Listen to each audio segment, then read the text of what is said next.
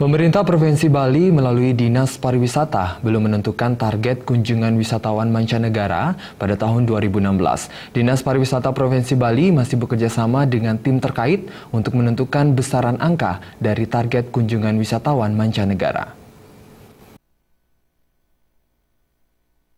Hingga saat ini Dinas Pariwisata Provinsi Bali belum menentukan besaran target kunjungan wisatawan mancanegara ke Pulau Dewata tahun 2016. Kepala Dinas Pariwisata Provinsi Bali, Ana Agung Gede Yuniarte Putra menyatakan untuk menentukan target kunjungan Wisman, pihaknya masih bekerja sama dengan tim Universitas Udayana.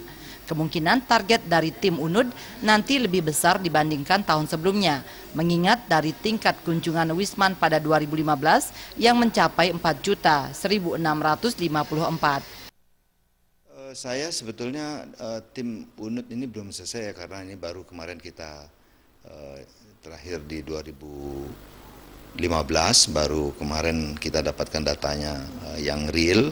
Jadi setelah ini baru mereka akan mengerjakan, karena dia melihat kondisi di 2015.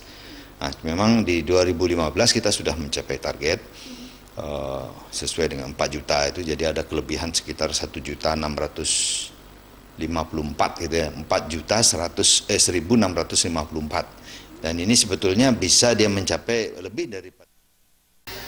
Pihaknya juga menambahkan seharusnya kunjungan Wisman ke Bali tahun lalu bisa lebih besar, namun karena terjadi beberapa peristiwa seperti meletusnya Gunung Raung, Gunung Barujari, serta sistem perekonomian global yang lesu. Yuniarte Putra berharap agar kejadian-kejadian tersebut tidak terjadi lagi di tahun 2016 ini, sehingga target kunjungan Wisman yang dicanangkan Dinas Pariwisata dapat tercapai. Andika dan Agus Sudiatmike, Bali TV.